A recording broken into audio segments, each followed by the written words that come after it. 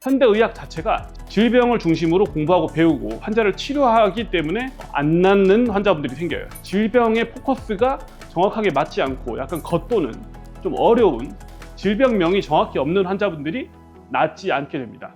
오십견이란 질병은 하나인데 환자가 아픈 원인은 다 다르다는 거예요. 환자가 왜 아픈지가 더 중요한 거예요. 이게 제가 설명드리는 환자 중심의 통증 치료라는 겁니다. 안녕하세요, 닥터 코뿔소입니다. 통증이 있어서 여러 병원을 찾아다니는 환자분들이 있는데 종종 낫지 않는 사람들이 생깁니다. 근육이나 뼈나 관절이나 이런 부분이 아프거나 신경통이 있거나, 그래서 이런 마취통증의학과, 정형외과, 신경외과, 재활의학과 유명하다는 병원을 보러 다니게 되는 환자분들이 있어요. 물론 대학병원까지 가는 환자분들도 있죠. 이런 일들이 왜 생기는가, 왜 도대체 낫지 않는 환자분들이 이렇게 생길까에 대한 이야기를 해볼 거예요. 일단 많은 환자분들은 사실 좀 저절로 나아요. 시간이 지나서 낫는 경우도 있고, 약을 좀 먹어서 낫는 경우도 있고, 물리치료 조금 하다 보면 낫는 경우도 있습니다. 많은 환자분들은 급성으로 아프고 심하지 않기 때문에 저절로 낫습니다. 가장 문제는 심각한 환자분들이겠죠.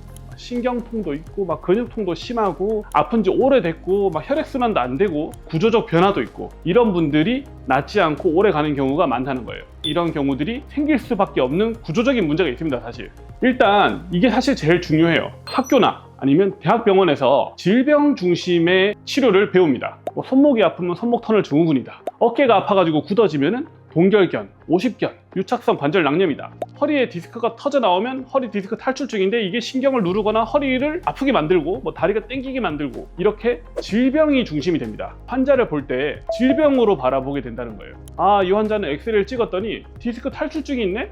디스크 치료하자, 신경 치료하면 되겠다. 아니면 어깨 엑스레이를 찍었더니 좁아져 있고 환자가 팔을 못 들어요. 오십견에 맞춘 치료를 하면 되겠지. 다리가 저리다고 왔는데 다리가 저리면 허리 디스크지, 협착이지.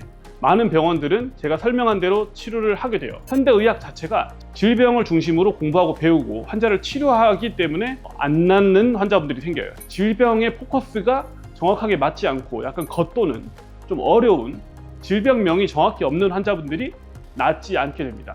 예를 들어보면 오십견 환자 굉장히 많거든요. 오십견은 이제 어깨가 염증이 생기면서 유착이, 딱지가 생겨가지고 관절이 들러붙어서 좁아지면서 어깨를 못 쓰게 되는 병이에요. 그런데 이 오십견을 그러면 치료할 수 있는 방법이 뭐가 있을까? 어떤 원장님은 어깨 관절 신경 차단술을 주사로 하고요, 어떤 원장님은 관절에다가 수압팽창술이라는 치료를 주로 하고, 어떤 원장님은 보수치료 충격파를 권하게 된다는 거예요. 근데 이제 제가 보는 오십견 환자는 어떻게 되느냐, 어떤 환자는 어깨 앞이 많이 아픈 오십견이에요. 그러면 이두건염이 주 원인일 수도 있고, 아니면 소흉근이라고 해서 가슴 근육이 많이 뭉쳐서 아플 수도 있습니다. 견갑하근이라고 해서 겨드랑이 아래쪽에 있는 근육이 뭉쳐도 어깨 앞쪽이 잘 아파요. 또 다른 오십견 환자는 삼각근이 주 통증 원인인 오십견이 있습니다. 또 어떤 환자는 어깨 뒤쪽 등판이 아프고 이 어깨 견갑 쪽이 아프다고 하는 오십견 환자가 있어요.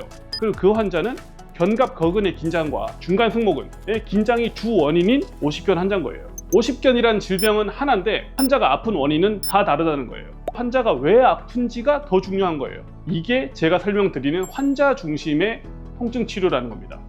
두 번째 설명을 해보자면, 만약에 허리 엑스레이를 찍었는데 디스크 탈출증이 있을 수 있어요.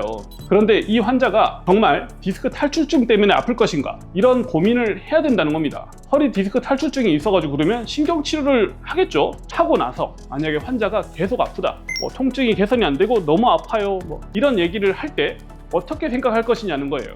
다른 원인이 있는 게 아닐까? 허리 골절이 있는 건 아닐까? 허리 근육 통증이 있는 건 아닐까? 좌골 신경통은 아닐까? 이런 고민을 같이 해야 된다는 겁니다. 이 환자가 왜 아픈가? 어디가 정말 문제라서 아플까에 대한 고민이 필요하다는 겁니다. 근데 이거를 오해하시면 안 되는 게, 개별 의사분들이 환자의 통증에 관심이 없어서 이런 식의 의료가 되는 건 아니라고 봐요, 저는. 우리나라 의료는 환자를 굉장히 많이 봐야 되는 구조적인 문제가 좀 있습니다. 저희 병원만 해도 제공되는 의료 수준이 유지가 되려면 물론 저도 있어야 되고, 방사선사 선생님도 있어야 되고, 간호를 해주는 선생님도 있어야 되고요, 또 접수도 해야 될 거고요, 물리치료 선생님도 있어야 되고요, 보수치료 선생님도 있어야 되고요. 이 기본적인 인력 수준이 어느 정도 필요한데, 그러려면 운영비가 필요합니다. 운영비가 필요한데 환자를 굉장히 많이 봐야지 운영이 될 수밖에 없는 구조다. 그런데 아까 설명드린 환자 중심의 의료를 하려면 굉장히 긴 시간이 필요합니다. 관절이 문제는 아닐까, 엉덩이에서 신경이 눌리는 거 아닐까, 이런 고민을 다 해서 환자한테 막 물어보다 보면 시간이 굉장히 많이 걸립니다. 2번, 3번 그럼 진료를 봐서 환자를 고쳐서 나가면 좋은데 현실적으로 이런 환경이 쉽지 않다. 쉽지 않은 환경이 있기 때문에 다른 원장님들이 제가 설명드린 환자 중심 의학을 하지 않는다고 해서 비난하는 거는 딱 맞는 얘기는 아니라고 생각합니다. 그래서 이제 우리나라 의료가 나쁘다는 게 아니에요. 우리나라 의료는 굉장히 많은 환자분들을 빠르게 좀 정확하게 보는 거에 특화되어 있습니다. 그래서 사실 많은 환자분들이 제대로 된 치료를 받고 있어요. 처음에 설명드렸듯이 심하지 않은 환자분들은 금방 낫습니다.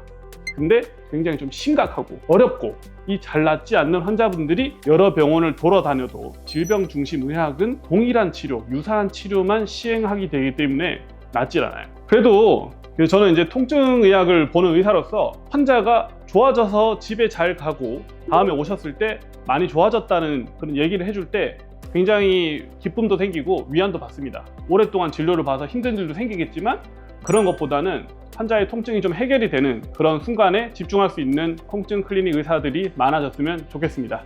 오늘도 아프지 말고 편안한 하루 되셨으면 좋겠습니다. 감사합니다.